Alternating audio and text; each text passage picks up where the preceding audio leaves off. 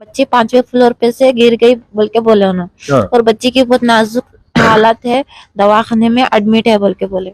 उसके बाद तो हमको कुछ भी मालूम नहीं हो रहा कि मैं खुदकशी करना की वजह या जो भी हुआ, अब बच्ची को ढकल दिया, खुदकशी करे, आपको कुछ भी नहीं मालूम? कुछ भी नहीं मालूम अभी तक। अब आप जितने नंबर मिला रहे हैं उस सब नंबरों पे कोई रिस्पॉन्ड नहीं कर रहे? नहीं दे रहे। अस्सलाम वालेकुम। मैं अमजदुल्ला ख़ान, स्पोक्समैन एमबीटी। आज बड़ा ही एक नाखुशगवार वाक़या पेश आया और अफसोस के साथ आप लोगों के सामने आ रहा हूँ।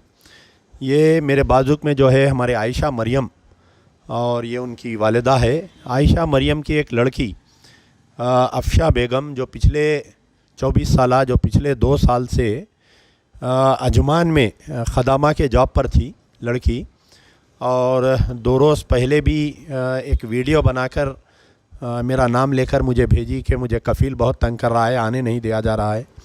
तो आज वो लड़की जो है उसके कफ़ील के ऑफ़िस पे से 5th फ्लोर पे से जंप मारी, कूद गई। कूद के जो है पता नहीं हो रहा इनको। आज दिन में 1 बजे एक फ़ोन आया कि आपकी लड़की जो है कि फ़लाने उस पे से कूद गई, बिल्डिंग पे से। कहाँ से कूदी ये नहीं मालूम, कौन से हॉस्पिटल में है, ज़ख्मी है या मर गई ये नहीं मालूम। और पलटा के उनके कफ़ील को और जो भी नंबरात है उसमें कॉल कर रहे हैं, इनको कोई पता नहीं चल रहा है। तो मेरे पास आए ये लोग, हमारे अरमान नगर ए तालाब कट्टे के रहने वाले हैं, याकुतपुरा असम्बली कॉन्स्टिट्यूंसी के। तो हम अभी जो है minister for external affair doctor Subrahmanyam Jaishankar साहब को हम लेटर भी लिखे हैं, ट्वीट भी किए हैं। साथ में हमारे जो एनआरआई मिनिस्टर है तेलंगाना के केटी रामाराव साहब को भी मैं अभी ट्वीट भी किया हूँ और व्हाट्सअप मैसेज भेजा हूँ। उनके पीए से अभी बातचीत हुई कि they are taking up this issue.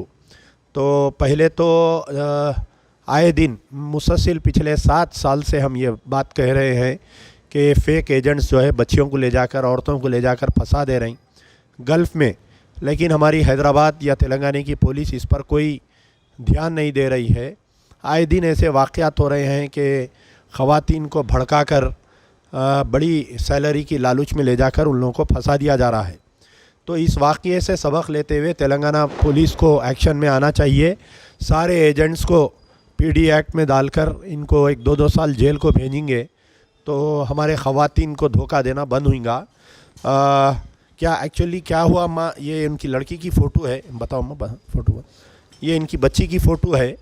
अगर ये वीडियो हमारा कोई देख रहे हैं, अजमान में है, तो मालूमात हासिल करिए कि बच्ची कैसा मरी। और इनका फ़ोन नंबर भी मैं दूंगा, आप लोग फ़ोन करके इत्तला कर सकते हैं। क्या आपका नाम क्या है बोलिए? मेरा नाम आयशा मरियम है। क्या हुआ आपको? आज कब आया टेलीफोन, क्या इत्तला मिली? 1 बजे फ़ोन आया कि बच्ची ऐसा 5वें फ्लोर पे। फ़ोन करे आपको? कौन फ़ोन करे? शफी भाई बोल के है एक, उन्होंने करके बोले कि बच्ची 5वें फ्लोर पे से गिर गई बोल के बोले उन्होंने। और बच्ची की बहुत नाजुक हालत है, दवाखाने में एडमिट है बोल के बोले। उसके बाद हमको कुछ भी मालूम नहीं हो रहा कि मेरी गुजारिश है कि यहाँ पुलिस से के नहीं, ये खुदकशी करना की वजह या जो भी हुआ, या बच्ची को ढकल दिया या खुदकशी करे, ये आपको कुछ भी नहीं मालूम? कुछ भी नहीं मालूम अभी तक। अब आप जितने नंबर मिला रहे हैं उस सब नंबरों पे कोई रिस्पॉन्ड नहीं कर रहे? नहीं दे रहे, ब्लॉक भी कर दे रहे और जिसमें कुछ भी जवाब ही नहीं दे रहे।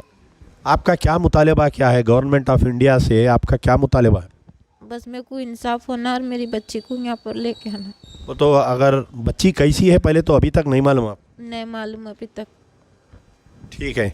तो बहरहाल मैं गवर्नमेंट ऑफ इंडिया से अपील करूँगा, ख़ास तौर पर मिनिस्ट्री फॉर एक्सटर्नल अफेयर से, Indian embassy in Abu Dhabi, consulate general in Dubai से भी हमारा मुतालबा है कि इसके बारे में तहकीक़ात करते हुए जल्द से जल्द हमको पता चले कि आखिर बच्ची के साथ हुआ क्या है।